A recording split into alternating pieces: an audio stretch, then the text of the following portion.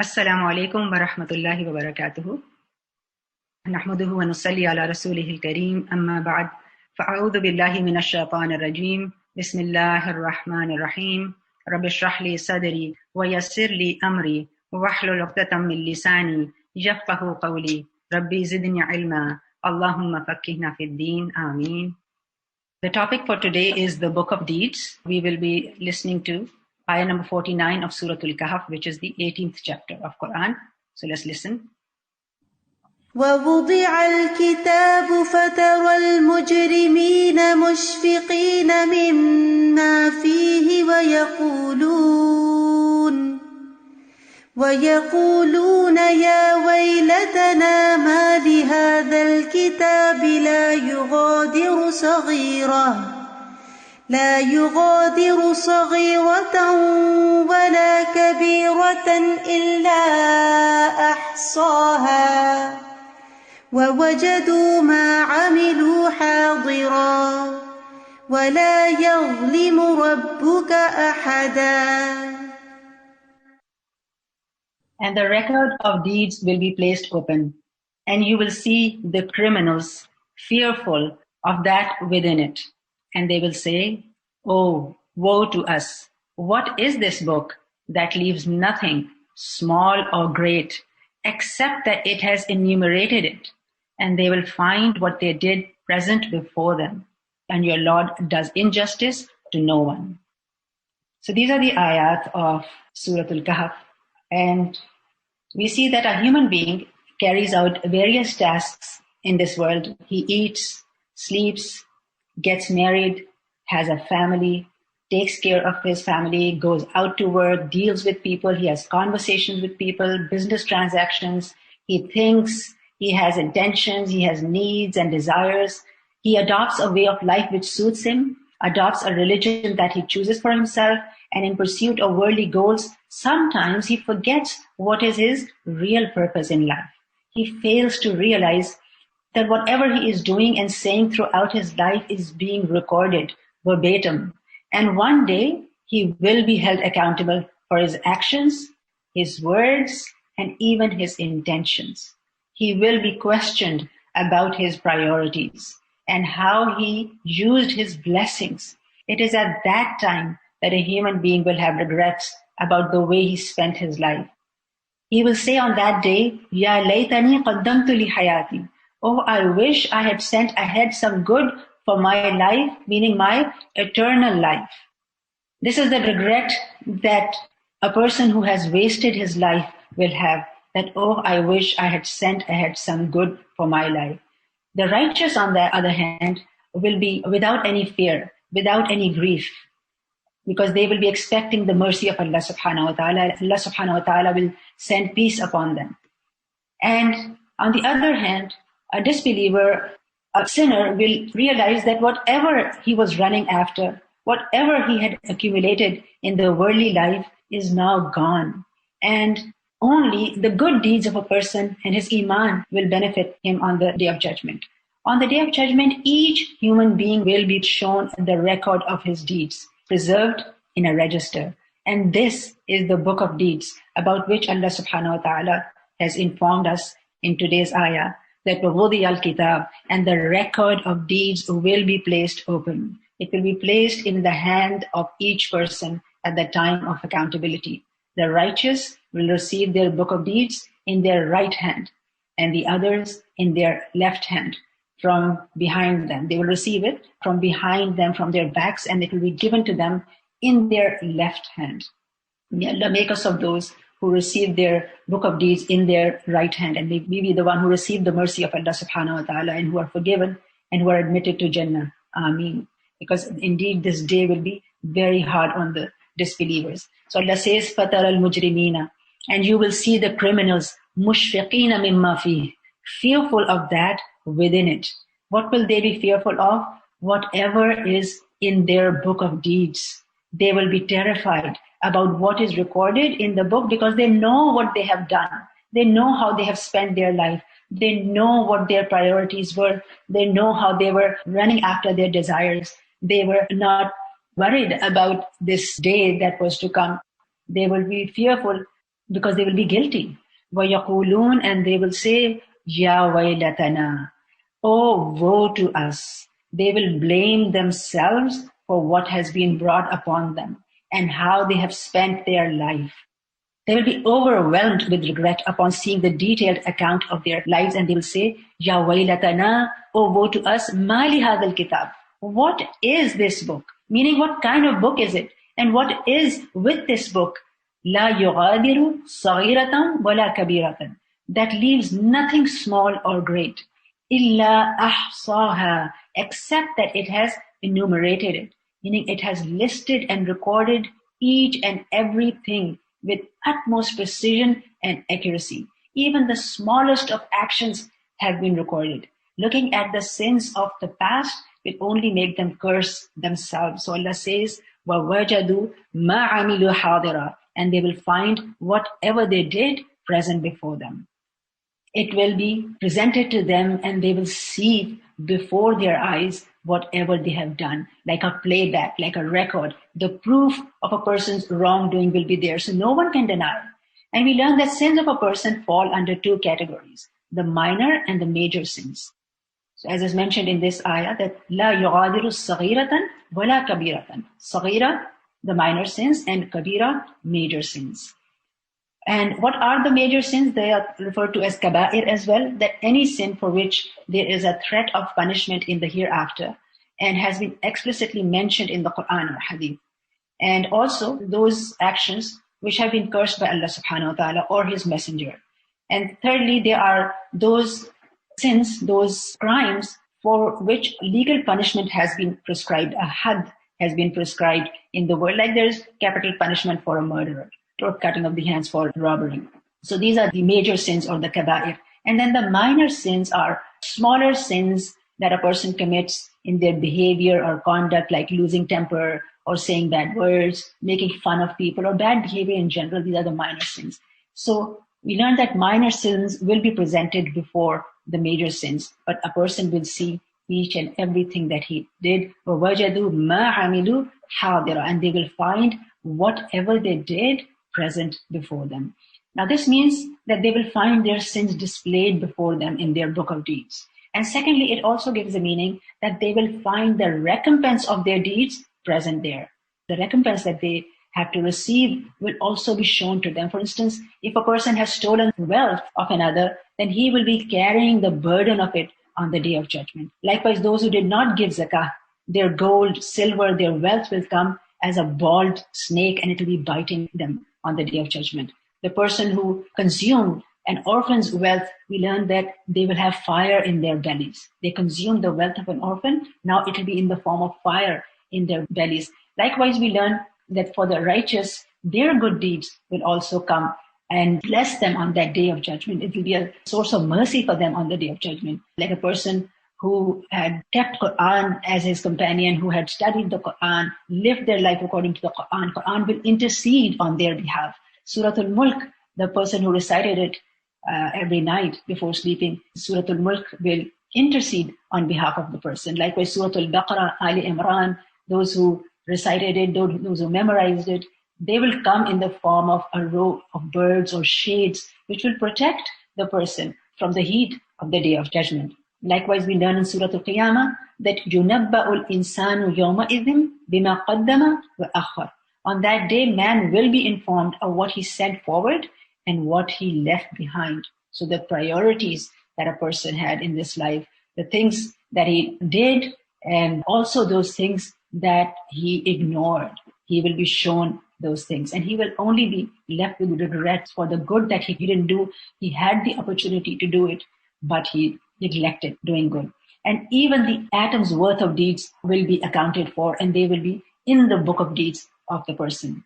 We learn in Surah Al-Zalzala that فَمَنْ يَعْمَلْ مِثْقَالَ ذَرَّةٍ خَيْرًا يَرَهُ. So whoever does an atom's weight of good deed will see it.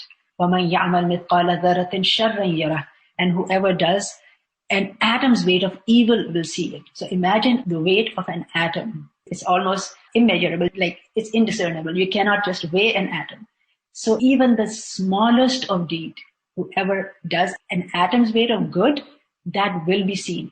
And we also learned that on that day, when the scales will be placed and a person's good deeds are good by an atom's weight, then he will be admitted to Jannah. And likewise, if his deeds are less by an atom's weight, he will be made to wait till Allah subhanahu wa ta'ala decides for him. So how important it is to value the small things, small good deeds that we get chances to do, because over time they will accumulate. And likewise, how important it is to be careful of the small things that we don't even consider as bad deeds, but how they will also accumulate, and then they will be a source of regret and loss for a person on the day of judgment. وَلَا يَظْلِمُ رَبُّكَ أَحَدًا, and your Lord does injustice to no one. Allah subhanahu wa ta'ala is the most just. He has perfect ability, and He will be the judge on the day of judgment. And this is also a mercy of Allah subhanahu wa ta'ala, that He is the one who will be judging everyone. And He will not increase for the sinful even one sin. And He will not decrease for the doer of good even one act of goodness. No one will be persecuted for what they did not do. And no one's good deeds will be reduced. People will be recompensed exactly according to their deeds.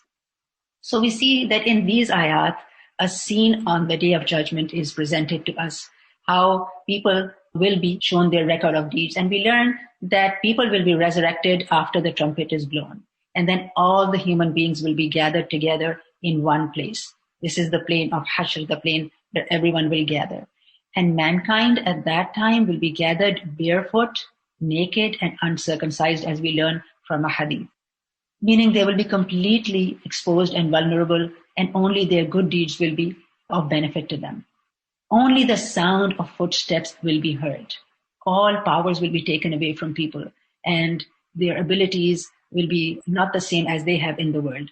And we also learn that sun will be brought close, and people will wait in the longest, hottest day. According to hadith, we learn that the day of judgment will be as long, or can be as long as 50,000 years, depending on the deeds of a person. The righteous will be admitted to Jannah without any hisab. They will not be made to wait even the blink of an eye. Upon resurrection, they will be admitted to Jannah. May Allah make us of those. May Allah make our deeds such that we are admitted to Jannah bighayri hisab, without any accountability. However, every person will be made to wait depending on their deeds, and the sun will be close, so there will be a lot of heat in the plain of Hashr, and people will be sweating because of the heat. And it is said that depending on the deeds of a person, some people will be standing in the sweat, so the sweat will come up to their ankles. For others, it will be to their knees. For them, it will be higher and higher. And some people will be drowning in their sweat out of the heat because of their sins. And this is all before the accountability has begun. I mean, people are waiting for their account. So even at that time, people will be suffering as they are waiting for their account because of the sins that they had committed. And eventually we learn that upon the intercession of the Prophet sallallahu alaihi wasallam, the day of account will begin. Rasulullah sallallahu alaihi wasallam will make dua to Allah subhanahu wa ta'ala. He will ask Allah subhanahu wa ta'ala with his best names and in the most humble manner. And upon his intercession, the day of judgment and the accountability will begin. And then the book of deeds will be laid out. People will be overwhelmed with the details recorded in their book of deeds. And we learn that this day of resurrection will be so long that life of the world will seem part of a day. It will be nothing. The life of this world will be like nothing. People will be asked that how long did you live? And they will say a day or part of the day, because of the length and the difficulties of the day of judgment. And when it comes to the book of deeds, we learn in Surah Al-Haqqa that يَوْمَ إِذٍ تُعْرَضُونَ لَا تَخْفَى مِنْكُمْ خَافِيَةٌ. The day you will be exhibited for judgment, not hidden among you is anything concealed. In the dunya, in this world, people are hiding what they are doing, especially their sins. They are hiding on the outside. They seem to be very respectable, but they are great sinners. But on that day, everything will be exposed. So Allah says in Surah Al-Haqqa, فَأَمَّا مَنْ أُوتِيَ كِتَابَهُ بِيَمِينِهِ فَيَقُولُ هَاؤُمُ اقْرَءُوا كِتَابِيَهْ. So as for he who is given his record in his right hand, he will say, here, read my record.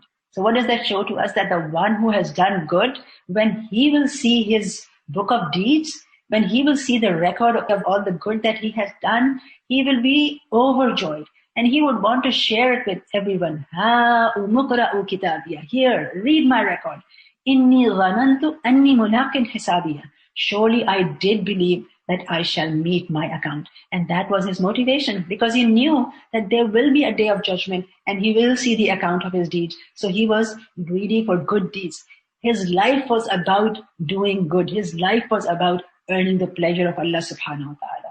He lived a life of taqwa. He lived a life within the limits of Allah subhanahu wa ta'ala, being obedient to his commandments, staying away from the prohibitions, and living the life of a muhsin, living the life of someone who does the utmost good. So he was a muhsin in his life, and in the life of the hereafter, he will be rewarded. فَهُوَ فِي عَيْشَةٍ رَاضِيَةٍ. So he will be in a life well-pleasing. This will be the reward given to him, that he will have an eternal life of pleasure. And as for the one who had led a sinful life, who had denied the signs and the commandments of Allah subhanahu wa ta'ala, who rejected faith, iman, who rejected the message of the messengers, what will happen to him? The same surah, Surah Al-Haqqa, in the following ayat mentions, وَأَمَّا مَنْ أُوتِيَ كِتَابَهُ بِشِمَالِهِ. But as for the one who is given his record in his left hand, فَيَقُولُ. So he will say, يَا لَيْتَنِي لَمْ أُوتَ كِتَابِيَ. Oh, I wish I had not been given my record. This is what he will wish, because he knows what is in his record. He knows that there are going to be consequences now for all the wrong that he has done. So he will say, Ya laytani lam uta kitabiya. Oh, I wish I had not been given my record. Ya laytaha kanatil qadiyah. I wish would that it had been my end, meaning that death had been my end and I had not been resurrected. Like there would be no more me. That's what he would wish. Because he knew that the life that he's going to have now in the hellfire is something that certainly he doesn't want to have. Certainly he doesn't want to be in that punishment, in that difficulty. So he will wish that he had died. When he had died, it would have been the end of him. وَلَمْ أَدْرِ مَا حِسَابِيَ. And that I had never known what my account is. He would not want to see what is in his book of deeds because he would already know. So we learn from hadith, Rasulullah sallallahu alaihi wasallam has said that save yourselves from those sins which are done while considering them to be small. The example of small sins is that of people going to a valley and each one collecting firewood, which is then brought together to kindle a fire. So imagine small pieces of firewood collected. When you look at one piece, it's like nothing. But when they are all brought together, it becomes large enough to kindle a fire. Another similar hadith, we learn that Rasulullah sallallahu alaihi wasallam went on a journey with the companions and they camped at a place which was absolutely barren. There was no vegetation there. So he told the companions that go and collect sticks. So all of them said that this is such a barren place and it's just not possible to find any sticks here. But he still said, no, you go and look and certainly you'll find something. So they went and they looked and eventually they did find some twigs here and there and they all, made that effort and brought a lot of twigs, enough to light a fire. So we see that Rasulullah sallallahu alaihi wasallam told them that sins also accumulate in this way. This was a great way to teach Sahaba that how small things, they accumulate and they can become something big. And also the fact that human beings come to this world sinless. But over the course of the life of a human being, small mistakes here and there, small sins leading to bigger sins. And then there are so many sins that a person is just, drowned in his sins and he's not able to come out of them. And he lives a life of sin and then he ends up in the punishment. He ends up suffering on the day of judgment. We learn in another hadith, Rasulullah sallallahu alaihi wasallam said that you do deeds which are finer than hair, meaning they're so small and don't consider them to be much, but they can be very destructive. And Anas radiallahu anhu said to his students that you do deeds which are finer than hair, meaning very small, and we considered them to be destructive deeds at the time of Rasulullah sallallahu alaihi wasallam. So we learn that on the day of judgment, upon seeing and knowing what sins have been recorded in the book, realizing the missed opportunities, looking at the good deeds of very low standards, meaning even the good deeds that were done were low standards, the cancellation of good deeds due to corrupt intentions, man will cry out, Ya hasrata ala ma farrattu fi jambillah. وَإِن كُنتُ لَمِنَ السَّاخِرِينَ. He will say, oh, how great is my regret over what I neglected in regard to Allah subhanahu wa ta'ala, meaning the commandments of Allah, the rights of Allah.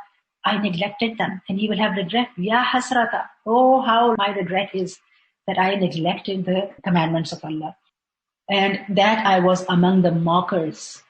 وَإِن كُنتُ لَمِنَ السَّاخِرِينَ. What was he mocking? He was mocking accountability. He was mocking the day of judgment. So on that day, those people who had been rejecting and mocking the day of judgment, they will have so much regret. Man will realize then that this is the real life. The day of judgment will then become his reality.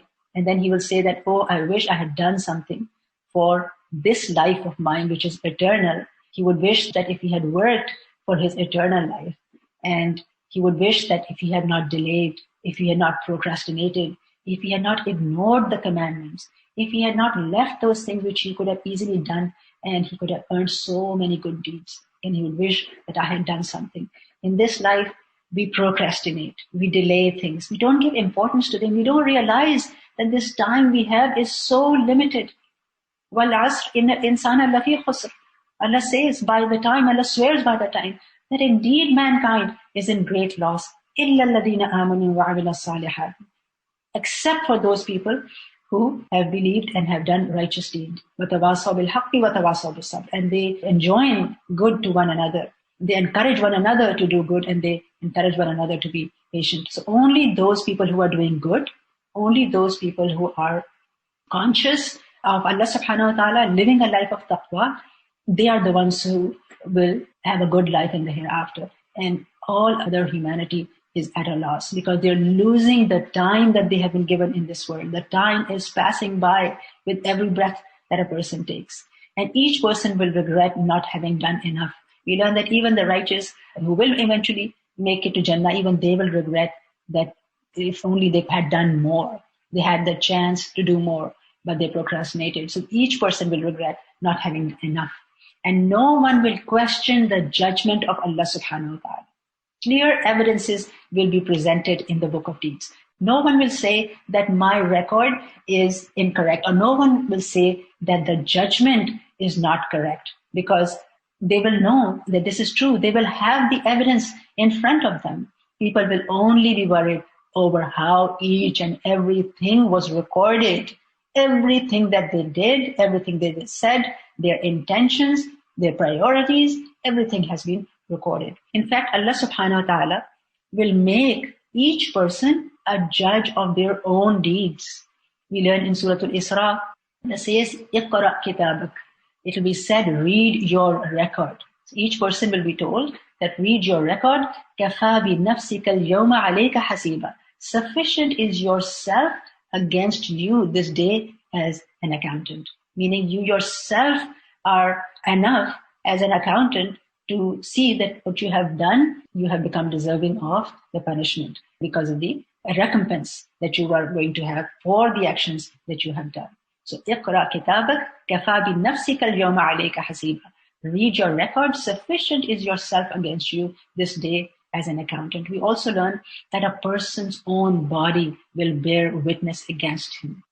And it has been mentioned in Surah Fussilat, Allah says that حَتَّى إِذَا مَا جَاءُوهَا شَهِدَ عَلَيْهِمْ سَمْعُهُمْ وَأَبْصَارُهُمْ وَجُلُودُهُمْ بِمَا كَانُوا يَعْمَلُونَ. Until when they reach it, and this is referring to the hellfire, that when they reach the hellfire, their hearing and their eyes and their skins will testify against them of what they used to do. And this is the situation of those people who used to commit shirk, who were involved in disobedience of Allah subhanahu wa ta'ala, in shirk, and they were criminals in the life of this world. When they will be asked in the beginning about their shirk, they will deny it. They were used to lying in this world, so they will deny and lie in the hereafter also. And then they will be taken to the hellfire, and it is at that point that their own hearing, their own ears and their eyes and their skins will bear witness against them to what they used to do. So a person's own skin, a person's own hearing, knowing what they heard and what their eyes saw and what their bodies did, we cannot hide from our own bodies, right? So everything is being recorded. Our own bodies are recording, and they will bear witness against us or in our favor. And they will say to their skins, in the next ayat from this Surah Fussilat, mentioned that they will say to their skins, why have you testified against us? And they will say, we were made to speak by Allah, who has made everything speak. And He created you the first time, and to Him you are returned. So imagine that a person's own body will testify against him. And then we also learn that the earth will bear witness against or in favor of a person. So our surroundings, the walls that we are surrounded by, our homes, the ground that we walk on, the earth, everything will bear witness against or in favor of a person. The Messenger of Allah sallallahu alaihi wasallam recited an ayah of Surah Al-Zalzalah, يَوْمَ إِذٍ تُحَدِّثُ أَخْبَارَهَا. That day it will report its news, meaning the day when the earth will report its news. And then he said, do you know what is this news? The Sahaba said, Allah and His Messenger know best. So he, sallallahu alaihi wasallam, said, verily, its news is that it will testify against every male and female servant about what they did upon its surface. This is referring to the earth testifying against every human being, against what they did upon its surface. It will say that he did such and such on such and such day. So this is its news, meaning يَوْمَ إِذٍ تُحَدِّثُ أَخْبَارَهَا. That day it will report its news. The earth will report this news, what was done on its surface and by whom and at what time. Even now it is the silicon chips which can carry so much information. So that is what the earth is made of. And this earth is recording whatever is being done on it.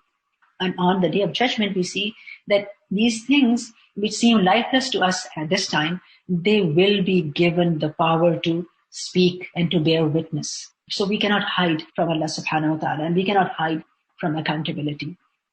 Rasulullah sallallahu alaihi wasallam has said that beware of the earth, for it is your root and basis, and there is nothing which a person does on it that it will not report, whether it is good or bad. So all these narrations tell us that whatever a person does on this earth, if he does good, then the earth will witness in his favor. And if he does evil, then the earth will witness against him. And as for the good deeds, the Prophet ﷺ said, so for whoever hears adhan, whether a human being, a jinn, or any other creature, will be a witness for you on the day of resurrection, meaning for the muaddin, the one who is announcing, making the adhan, any creature, whether it's a human being or a jinn, or even the environment, as far as the sound goes, they will bear a witness in his favor. And not just the adhan, but whatever we say is being absorbed and recorded, and it will be narrated on the day of judgment. And we also know, of course, that the angels are recording whatever we are saying. We have angels on our right and on our left shoulder recording our deeds. We learn in Surah Al-Kahf, مَا يَلْفِظُ مِنْ قَوْلٍ إِلَّا لَدَيْهِ رَقِيبٌ عَتِيدٌ. Man does not utter any word except that with him is an observer prepared to record. So this is how our each and every action is being recorded. And these angels who are recording, they also can know what is our thoughts in our hearts, our intentions. They have the knowledge to know all of that. Even those things that we don't utter, we don't speak, but they can record them. And the record of that is also being kept. And in any case, it is our thoughts, our intentions that eventually translate into actions. So we should be very careful that what is it that we are saying. And the scholars say that even the meaningless words, even sighs, even they are recorded. Which is said about Imam Ahmad that once he had a very severe illness, and because of that he would be mourning. Then he was advised that even this is being recorded for him. And then he stopped mourning. And instead he would be doing the dhikr of Allah. And that is something we should be conscious of as well. That whenever we are saying anything, always say something good. People have the habit when they're excited or when they are in pain or otherwise, they would just be saying meaningless words.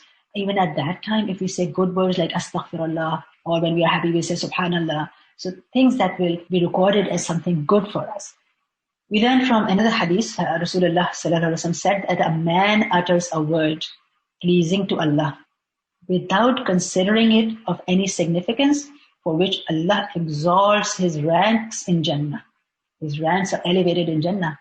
And another one speaks a word displeasing to Allah without considering it of any importance. And for this reason, he will sink down into hell. This is the hadith of Bukhari.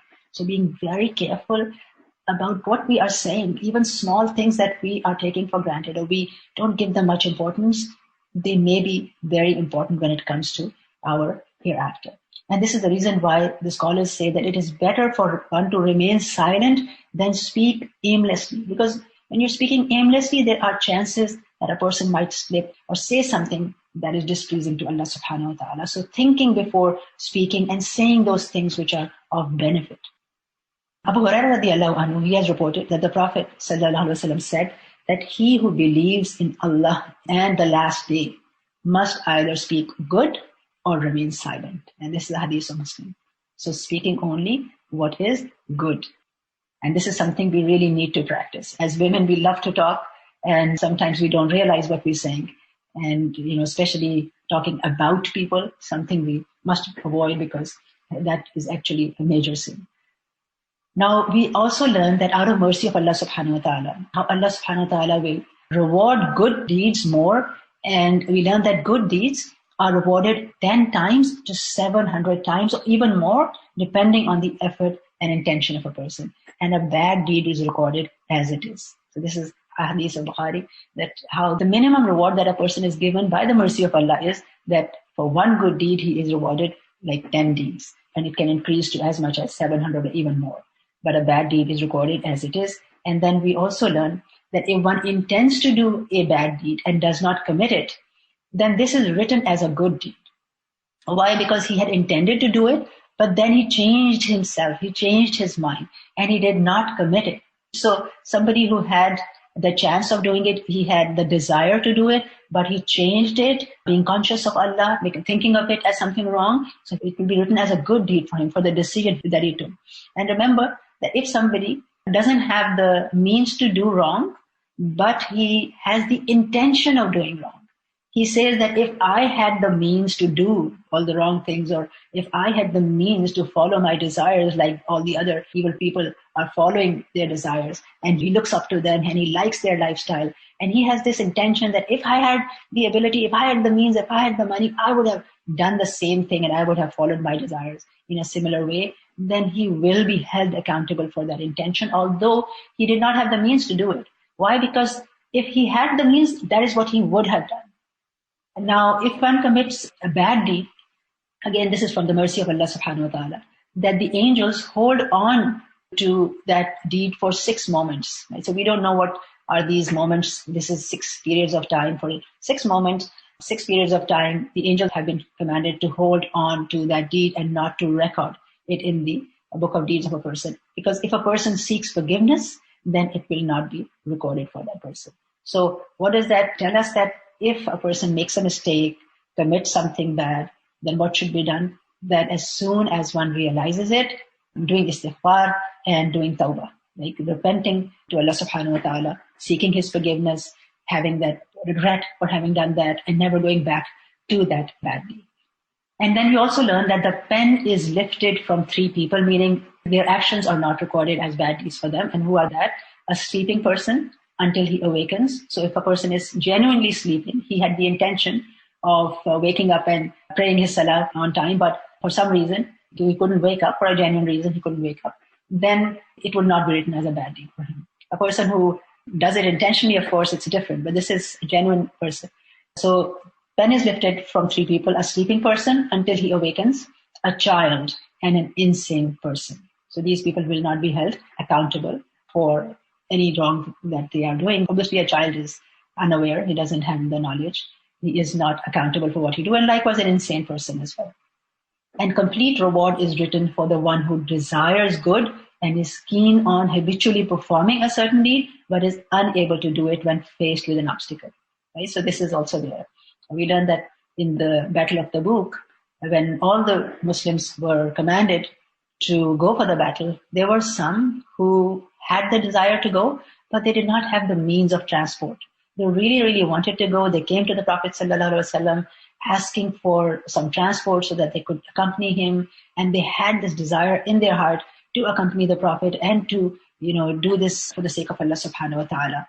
But they just did not have the means. So Allah has mentioned in the Quran that how they will be rewarded the same way as those people who actually went to that excursion, like all the obstacles that they faced and all the hard work that the army did, these people who couldn't go because of the lack of transport, because they did not have the means, they will have the same reward. So if a person has pure intentions, they don't have the means, then they will be rewarded for their pure intentions. Now, another thing we learned is that the deeds of a person and the accounts will be done by the help of scales. Actual scales will be placed on the Day of Judgment to record the deeds. And this will be done so that no one can object anything. Everything will be shown and it will be very clear to the people. And what will give weight to the scales? We learn that every good deed will make the scales heavier on the Day of Judgment. So the good deeds of a person will give weight to their scales. And every bad deed will make the scales lighter on that day. And Allah tells us that فَأَمَّا مَنْ ثَقُلَتْ مَوَازِينُهُ فَهُوَ فِي عِيشَةٍ رَاضِيَةٍ. And then as for those whose scales are heavy with good deeds, they are the ones who will be in good life on that day. So good deeds will make the scales heavy, and the heavier the scales, the more reward a person will have and the higher their rank will be in the Jannah. And we also learn that indeed Allah does not do injustice even as much as an atom's weight. 99 Surah, the ayat 7 and 8 tell us that whoever does an atom's weight of good will see it, and whoever does an atom's weight of evil will see it. So what will be weighed on the scales? Obviously the deeds will be weighed, but we learn that even the person himself will be weighed. The man, the human being himself will be weighed, and righteous people will carry more weight on that day. These states that on the day of resurrection, a fat man will be brought forth, but he will not weigh with Allah equal to the wing of mosquito. And then we learn from another hadith, which is about Abdullah bin Mas'ud radiallahu anhu, that there was an incident when Abdullah bin Mas'ud was there and some of his friends, the companions, were kind of joking with him. And this was because his legs were very thin. So Rasulullah sallallahu alaihi wasallam said that, do you wonder at the thinness of his legs? So he addressed his friends and he said that you are wondering at the thinness of his legs. By he in whose hand is my soul, they are heavier on the balance than Mount Uhud. So they are heavier than a mountain because of the good deeds that Abdullah bin Mas'ud had in his scales. So what do we learn? That even a human being will be weighed, and the more righteous a person, the heavier his scale will be. And then of course the record itself, meaning the book of deeds itself, will also be weighed.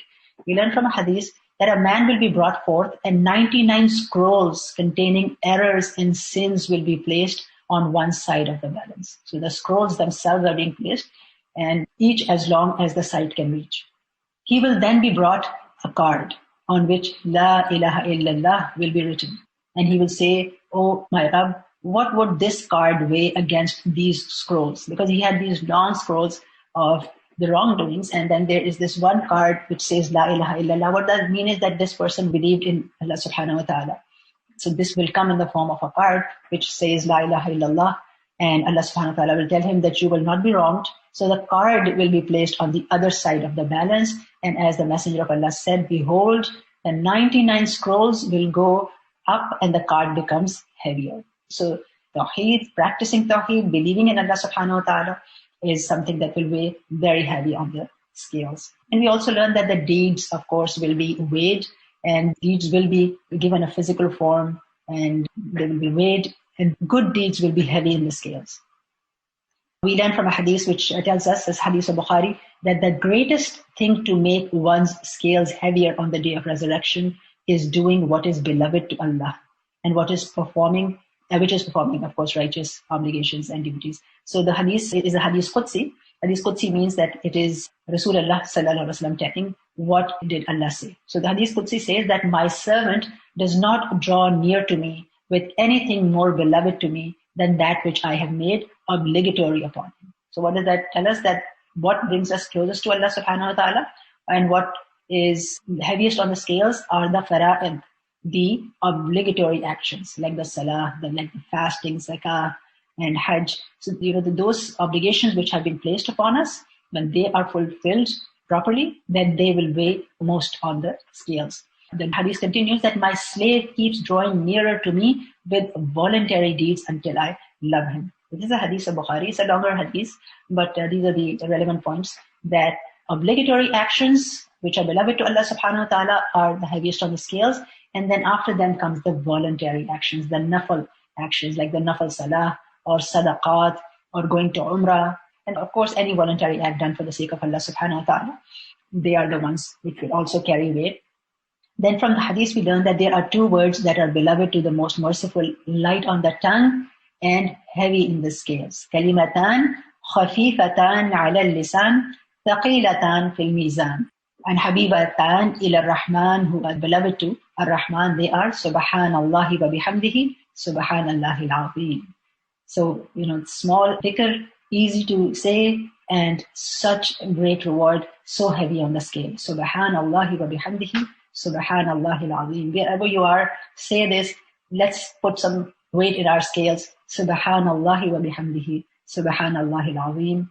And we learn from another hadith that saying Alhamdulillah fills the scale. Because Alhamdulillah has praise of Allah subhanahu wa ta'ala in it, and it is a way of showing gratitude to Allah subhanahu wa ta'ala. So we learn from a hadith that Alhamdulillah fills the scale, and Subhanallahi, Alhamdulillah, fills everything in between the earth and sky. They are so heavy. Their value is so much that they fill everything between the earth and the sky. And then we learn that 5 things are heaviest on the scales. And again, very similar adhkar, but Subhanallah, that's the first one. Then Alhamdulillah. Third one is La ilaha illallah and Allahu Akbar. So Subhanallahi, Alhamdulillahi, wa La ilaha illallahu, Wallahu Akbar.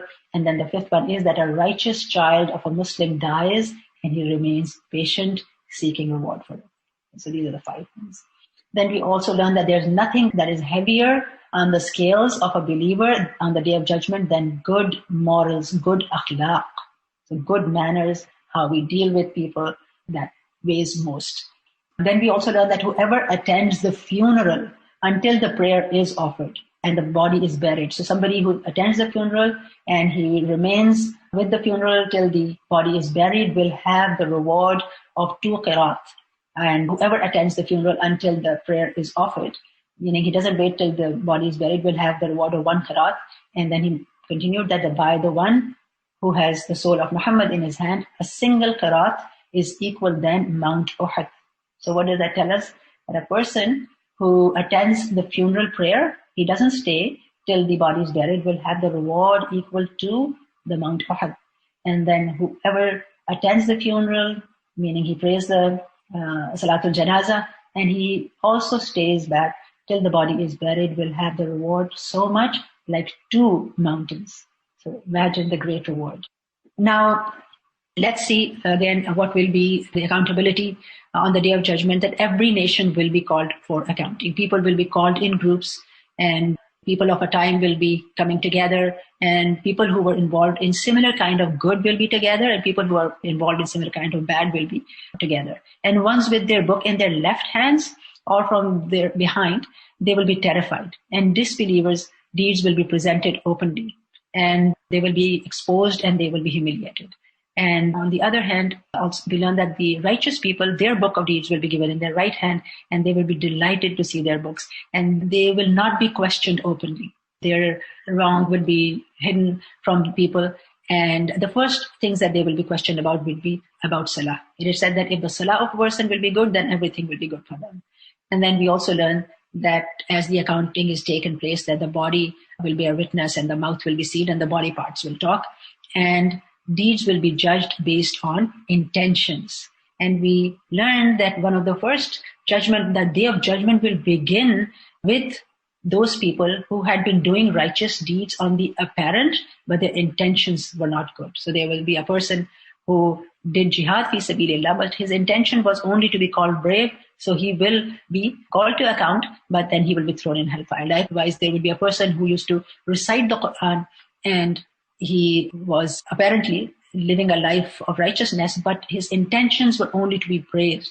So again, he will also be thrown in the hellfire. And then there will be another person who had a lot of wealth, and on the apparent, he was spending that wealth for the sake of Allah, but his intentions were to be praised and to have that status. So he will also be thrown in the hellfire after showing to them what their intentions were and how they were blessed by Allah, but how they had corrupt intentions.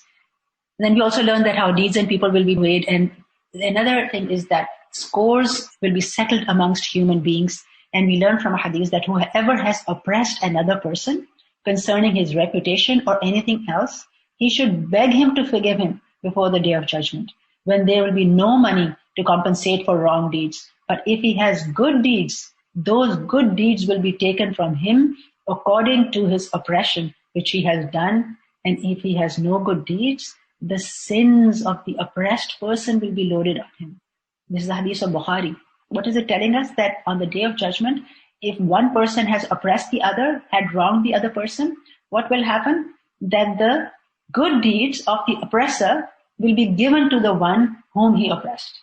And if all his good deeds are finished, then what will happen? Then the bad deeds of the one who was oppressed, the one who was wronged, his bad deeds will be given to the oppressor. So may Allah protect us from ever wronging a human being. And if we know, or if we realize later on that we have wronged this person and we have hurt some person, then we must seek their forgiveness in this world before the day of judgment, when there's no way to compensate for the wrong that a person has done, and a person will be losing their good deeds and getting evil deeds or the bad deeds of the other person. So what are the action points? What do we learn? First of all, be conscious of what we say, what we do, and even our intentions. Because each and everything we say and we do and our intentions are being recorded, and they will work against us or they will be in our favor. So being conscious that whatever we do is something that earns us Jannah. And being greedy for good deeds. Because we learn that even the small deeds are something that a person will benefit from. And today is the time to do action before the day of accounting. And doing good, staying from evil, seeking forgiveness from Allah subhanahu wa ta'ala excessively, because seeking forgiveness brings blessing of Allah subhanahu wa ta'ala. And also, the more we seek forgiveness, the more we become aware of the wrong that we are doing, and we can then do tawbah, and then we can reform ourselves. So seeking forgiveness should be a habit.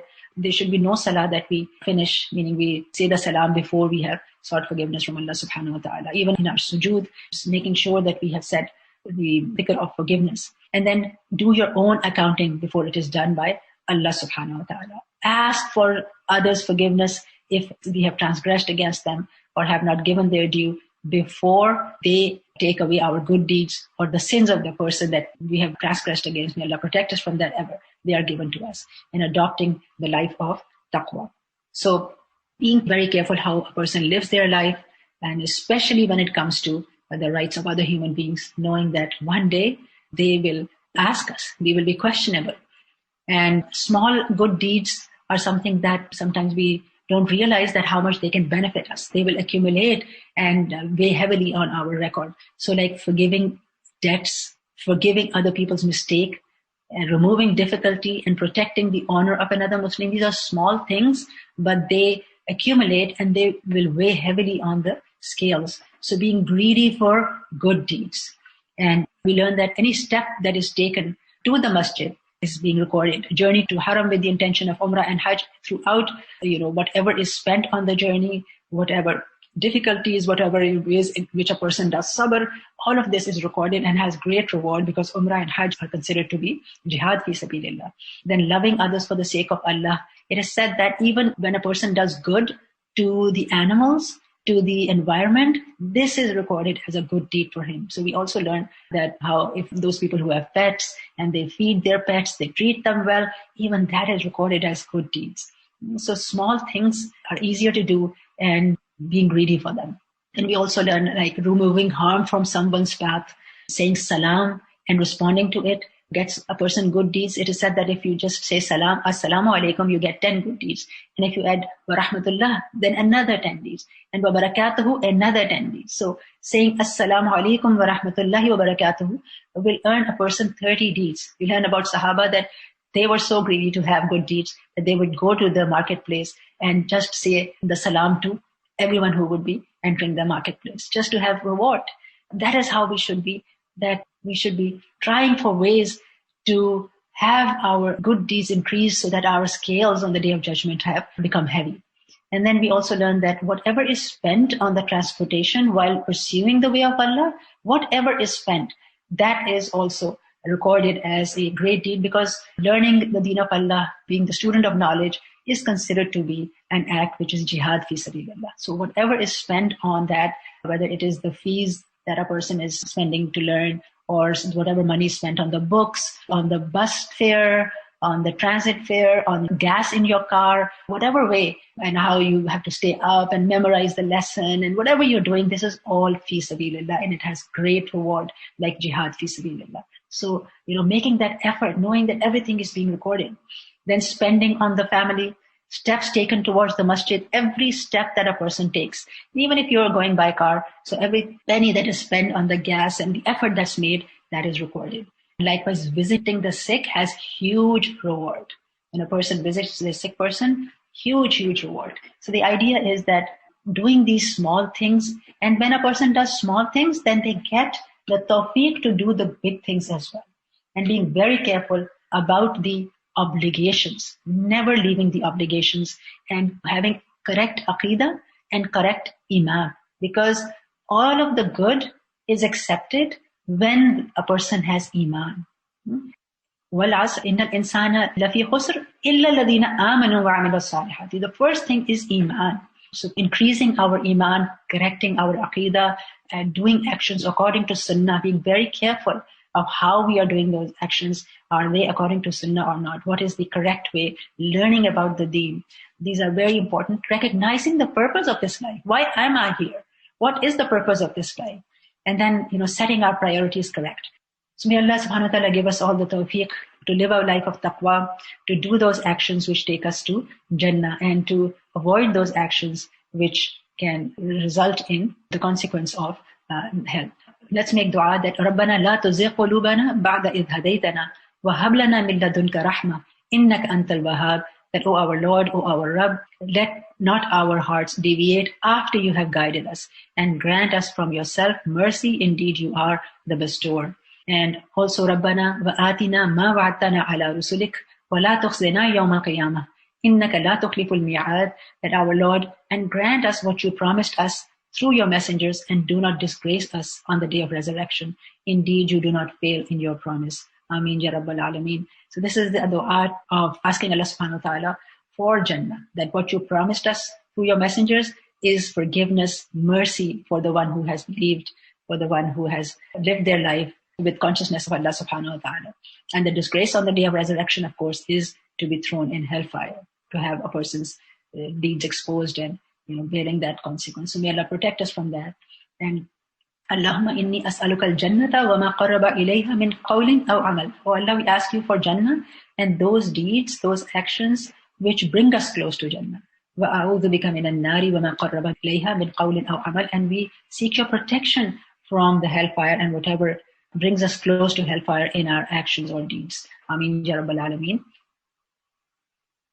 Will the body parts of those who enter Jannah speak too? They will not have the need to speak. This is only mentioned for the people who are denying the record of deeds. So the body parts will bear witness against them. But we learned that the earth and the environment and other things will bear witness in favor of the person as well. For instance, right now you're listening to something from the deen of Allah subhanahu wa ta'ala, listening to hadith, ayat of Quran. So this would be recorded in your favor, and the room that you're sitting in, the laptop, and all of these things will bear witness in your favor.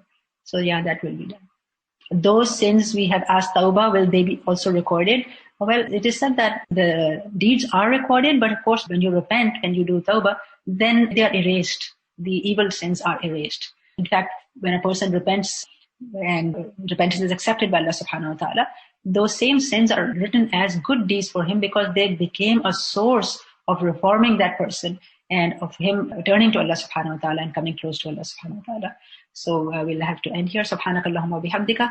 Ashhadu an la ilaha illa anta astaghfiruka wa atubu ilayk. Assalamu alaikum wa rahmatullahi wa barakatuh.